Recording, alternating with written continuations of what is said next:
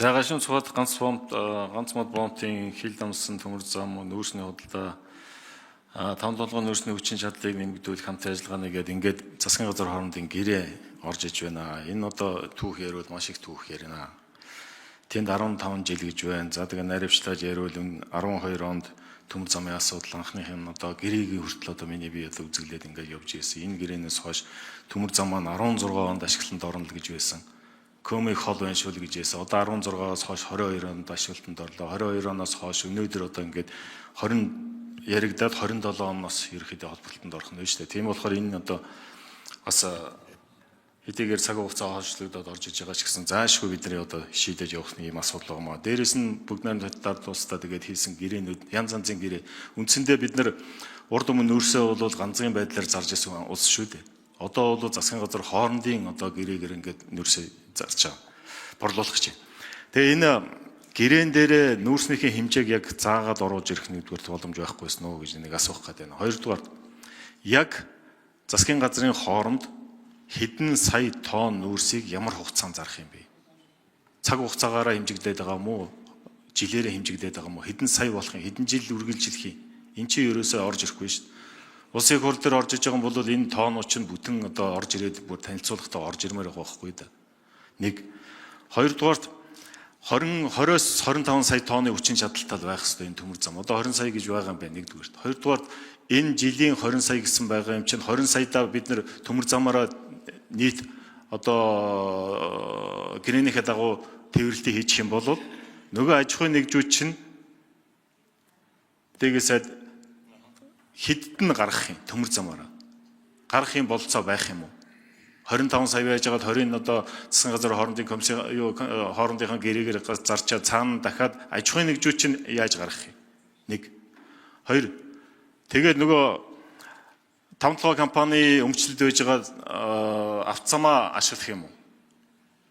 Тэгээ 3-дугаарт ер нь тухайн сайд нийт ер нь гашуун цоотгийн бомбоор төмөр замтай автозамтайгаа нийлээд бид нар ойрын хугацаанд ер нь хэдэн сая тонн нүүрс гарах юм. Тэгээ автозамаа ер нь ямар шиг байдлаар ашиглах юм гэсэн ийм асуудлууд байна. Хоёрдугаар дээгээ сайд энэ ашиглуулах аж ахуйнууд чинь яг номд одоо жишээ нь манахаас гаргаж байгаа нь бол нөгөө талдаа нөгөө талаас орж иж байгаа ч нь бол манай талдаа гэдэг ингээд яг дүрмийнхээ дагуу гаргаж байгаа. Урд нь бол бас янз янзын сайд нарын үед бол өөр тийм том явдал яригдаад байсан. Энд одоо дүрмийнхээ дагуу хийж гэнэ үгүй юу. За 3-дугаарт энэ сая тайлбарлаад байна. Ганбаатар сайдын үед оруулж ирсэн энэ уулуурхаан биржийн тухай хууль шүү дээ. Уулуурхаан биржийн тухай хууль би ажлын хэсгийг нахлаад ер нь бол Монгол улсад эдийн засгийн хүрээнд тэр тусмаа одоо уулуурхаан бирж байгуулж уулуурхаагаас гарах одоо бүтээгдэхүүнээ биржээр орох ямар нэгэн авилгал хийх бол юу гэдэг тэр аж ахуйн нэгжүүд нь өөрсдөө цаашаа харж агаад гэрээ хийгээд явчихдгүй ийм тогтолцоолоо бид нар орсон шүү дээ уг нь бол тийм үү. Тэгээ энийг яг юу нь одоо бас болохгүй болчиход байгаа. Ер нь цаашдаа хэдэн сая тонн нь одоо жишээ нь ийм уулуурхаан биржээрээ бид нар ингээд ном дүрмээрээ явах юм боломж олцоо байна. Сая бас хэлж боломж олцоо байна. Сая бас хэлээл байна. Ер нь бол уулуурхаан биржийн хуульч бас тийм ч сайн хууль биш болчихлоо өдр гэсэн. Ер нь бол манай тохирохгүй хууль байна уу да гэсэн ярианууд бас нэлээд гараад ирж байна шүү дээ. Сая бас цогтгөрөл сайд гишүүн хийж байна. Тэгэхээр цаашдаа бид нар яг тулсан тухайн зах зээл нүүрс уннуу унах одоо өснөө энтэйг уялдаад хамгийн дээд хэмжээнийхээ үнээр бид нар одоо биржээр үн хаялцуулаад зарах ийм боломж олцооч бид нар гарсан байх ёстой шүү дээ. Тэгээ энийг хангаад ингээд явж байгаа зүйл байна уу гэсэн ийм асуулт. За Цэвдэржийн Товон сайд хариулт өгье. За Батэрдэн гишүүний асуултанд хариулъя. Нүүрсний одоо хэмжээ хугацааг гэрээн дээр тодорхой хэлцээр дээр тодорхой зааж өгсөн энэ хэлцээрийн 5 дугаар зүйл дээр 25-аас 29 онд 27 сая тонн, 30 оноос эхлэн жилд 20 сая тонн нүүрс гэж оруулж өгсөн. Энэ гэрээний маань хугацаа нийтдээ 16 жил байгаа. Тооцох юм бол нийтдээ 247 орчим сая тонн нүүрсний асуудал яригдана гэдгийг танд хэлье. За мөн одоо протокол дотроо бид нар энэ асуудлуудаа бүр он оноор нь 25 сая гэдэг ингээд он оноор нь бүгдийг заагаад өгчихсөн. За мөн одоо зарагдж байгаа нүүрсний 100% гэж үзэх юм бол түүний 55% нь коксчих, 35% нь 3.1-ийн коксчих, 10% нь эрчим хүчний нүүрс байна гэдгийг бас зааж өгсөн. Компани ч гэсэн эрчим хүчний нүүрсийг бид нар боломж байвал илүү одоо худалдаж авъя гэсэн ийм зүйлүүдийг протокол тусгаж өгсөн гэдгийг хэлье. За уул уурхайн биржийн тухай хууль бол үүргээ гүйцэтгсэн бөгөөд өнөөдөр хүчин төгөлдөр хэрэгжиж байгаа хууль.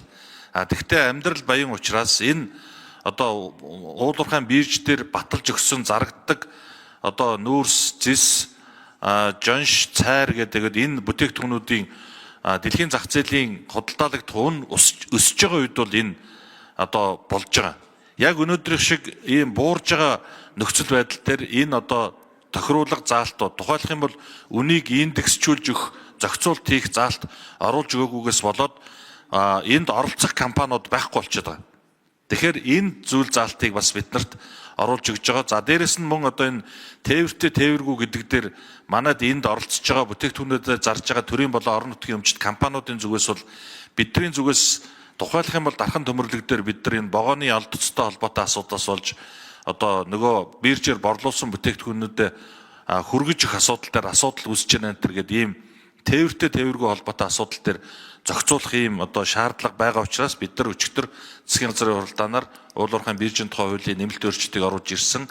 Тун удахгүй бас улсын хурлын одоо чуулган дээр оруулж ирнэ гэж ингэж бодож байгаа.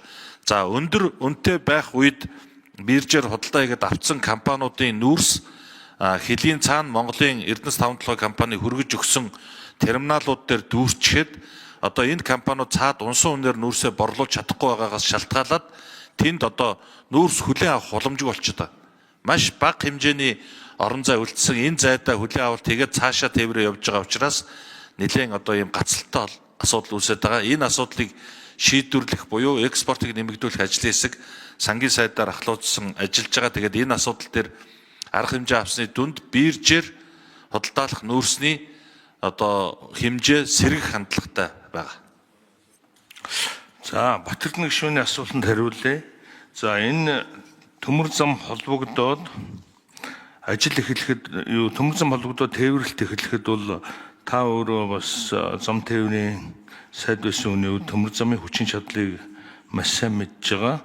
Энэ төмөр замаар ямарсан одоо 20-оос уурхай дээрээсээ бол шууд 20-25 сая тонн нүүрс ашигладнаа. За дээрэс нь бол зөрөөд нарийн цэргийн төмөр зам орж ирж байгаа. Тийм учраас нарийн цэргийн төмөр замаар бид бас мөн ялгаагүй 20 сая тонн нүүрс ачна гэж байгаа. Нийтдээ бол ойролцоогоор 2 төмөр замаараа нийлээд 45-аас 50 сая тонн нүүрс ачих ийм боломж олцоотой гэж үзэж байгаа. За автотээврийн хувьд бол зэрэгцээд явна. Өнгөрсөн хугацаанд явж исэн автотээвэр бол бас мөн ялгаагүй хэвээрээ үргэлжлэнэ гэсэн үг. Ингээд бид одоо Тухайн сайд нийт гашуун сухатын бомб төмөр зам авцсан. Ойрын хугацаанд ер нь бол 10 жилийн одоо 20 жилийн хугацаанд хэдэн сая тонн гарах юм. Төмөр замаараа хэдэн гарах юм? Авцсамаар хэдэн гарах юм? Яг нөгөө олборлох чадах хүчин чадалтаа бид нар таарж яана гэдгийг чинь л сонсмоор байгаа байхгүй юу? Хэдэн тонныг бид нар экспортод гаргах юм бэ? За Цэвэг доржийн Товон сайд. За энэ төмөр зам ашиглалтанд орсноо саяны дэлгэр сайхан сайдын хэлснээр өргөн цэргийн төмөр замаар уурхай дээрээс бид нар 25 сая тонн орчим нүүрсийг одоо тээвэрлж бүгд найрамд хятад улсын талд байгаа өргөн цэргийн терминал дээрээ буулгана. Зөрж орж ирж байгаа төмөр зам маань мөн хэмжээний нүүрсийг нарийн цэргийн төмөр замаараа аваад ямар нэгэн терминал хэрэглэхгүйгээр шууд явна. За өнөөдрийн байдлаар 24 оны гүйцэтгэлээр бид нар 83 сая тонн нүүрсийг борлуулсан. Үүний 40 сая тонн нь бол гашуун сухат бомбоор гарсан. За Эрдэнэс таван толгой компанийн олборлолтын хүчин чадал 30 сая тонн байгаа. Уурхай хүчин чадлыг нэмэгдүүлснээр энийг нэг дахин өндөрсөх юм боломж байгаа. 2030 оноос хойш Монгол улсын нүүрсний экспортыг 160 сая тоннд хүргэнэ гэж ингэж үзэж байгаа. Энэ 160 сая тонны талыг нь буюу 80 сая тонныг нь гашуун сухат ганц модны авто болон төмөр замаар экспортлоно гэж тооцоолж байгаа.